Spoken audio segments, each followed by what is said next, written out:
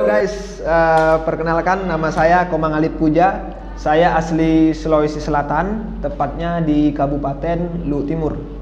Usia saya sekarang 21 tahun.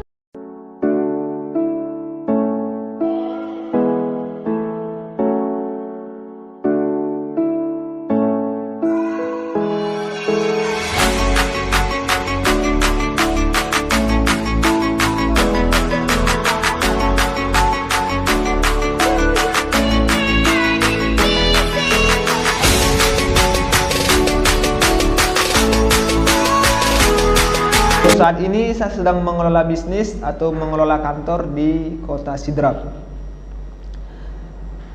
Di sini saya mau berbagi sedikit ya tentang proses saya bergabung di PT Brawijaya Group Indonesia.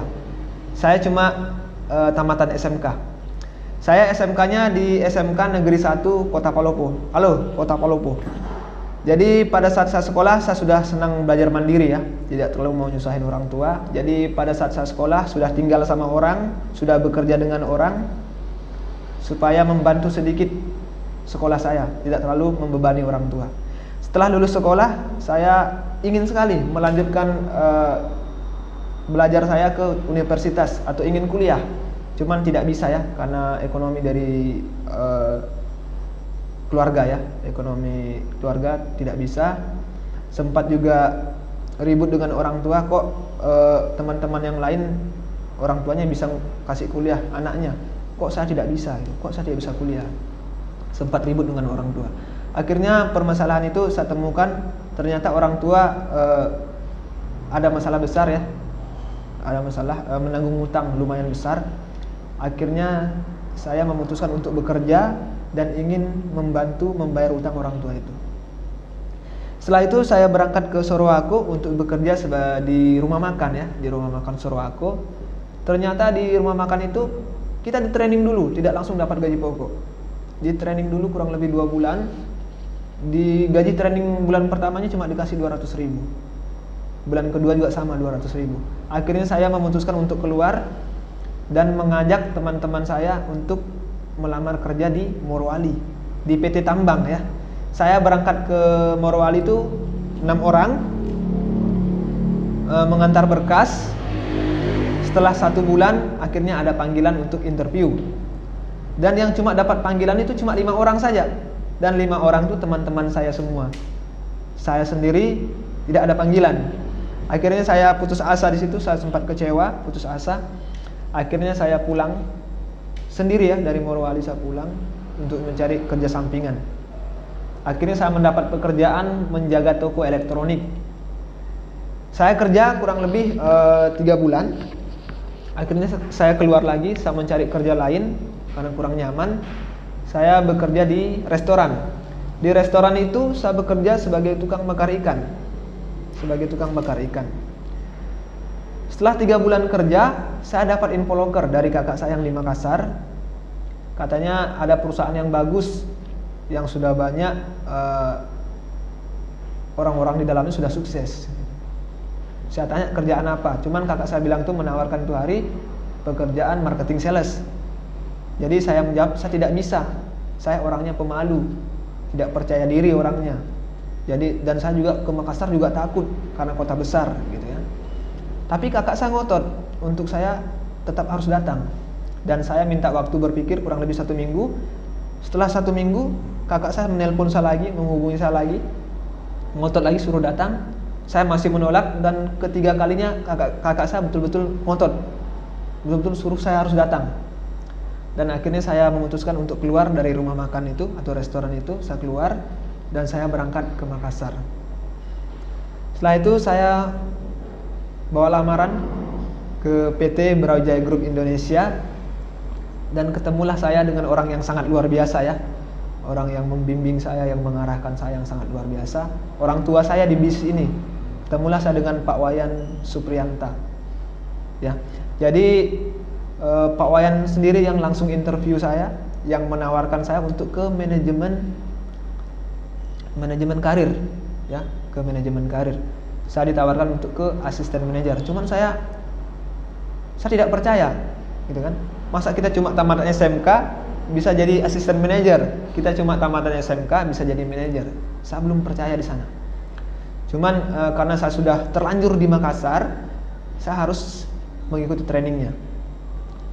Jadi saya di training, di trainingnya ternyata tidak mudah ya, tidak mudah. Selama 1 bulan saya pelatihan pertama sempat goyang ya, sempat kebingungan antara pulang atau menyerah atau tidak ya, sempat kebingungan. Akhirnya saya memutuskan untuk menekun dulu, saya mau belajar dulu. Setelah 2 bulan saya bergabung, ternyata saya betul-betul melihat orang itu dipromosikan sebagai asisten manajer, orang itu dipromosikan sebagai manajer, orang itu dibukakan kantor sendiri. Di situ membuat saya termotivasi, ya. Saya termotivasi kalau orang itu bisa, saya juga harus bisa gitu. Jadi saya termotivasi. Pas di pertengahan pelatihan, kakak saya yang mengantarkan saya untuk mengantar berkas ke BGI ini negatif karena bertemu saya di lapangan. Pada saat saya melakukan sosialisasi, saya bertemu dengan kakak saya di lapangan, dia negatif, nyuruh saya pulang, sempat nyuruh saya pulang.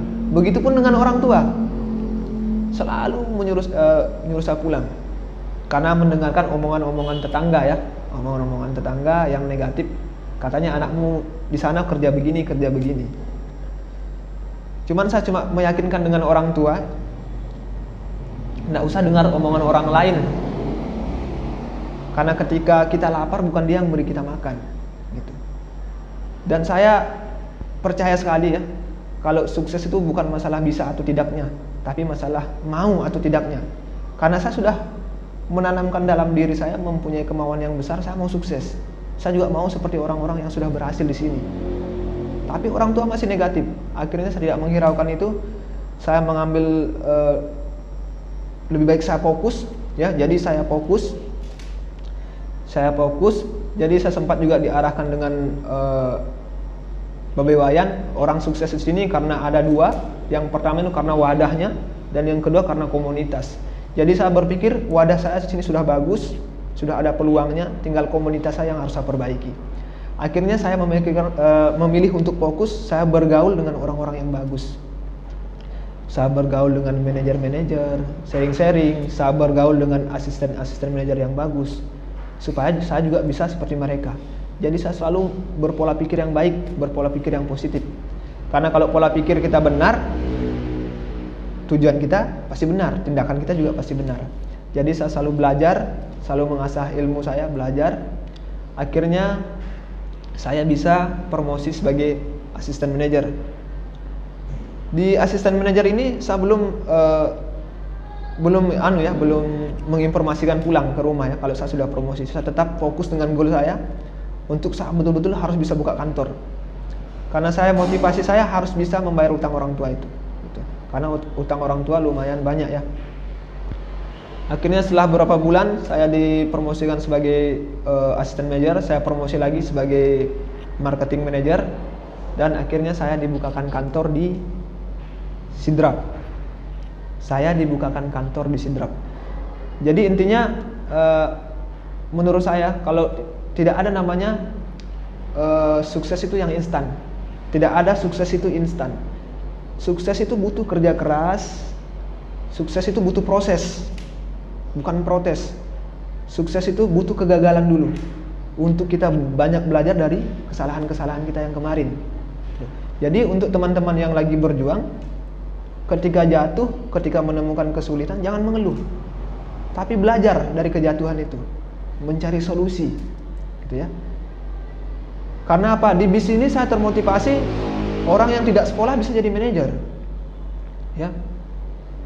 Orang tamatan SMA sudah banyak jadi manajer. Jadi saya berpikir saya juga pasti bisa, saya harus bisa, gitu.